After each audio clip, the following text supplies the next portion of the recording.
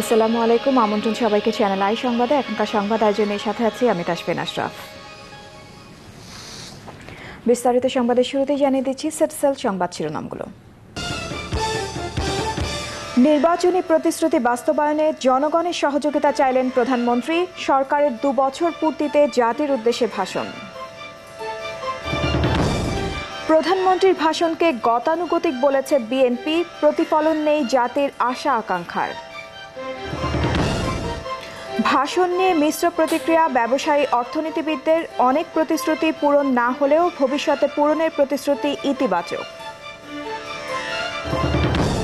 মহাজোট সরকারের বিদ্যুৎ খাতের 2 বছর তাল মেলাতে পারছে না সরকার। অভিযোগ বিএনপির। আগামী বছরে সর্বনিম্ন লোডশেডিংয়ের আশা সরকারের। এবং 2 যুগ পর অস্ট্রেলিয়ার মাটিতে ইংল্যান্ডের অ্যাশেজ জয়। প্রথমবারের মতো সিরিজ আর তৃতীয়বার ইনিংস হারের লজ্জা ক্রিকেট পরাশক্তি অস্ট্রেলিয়ার।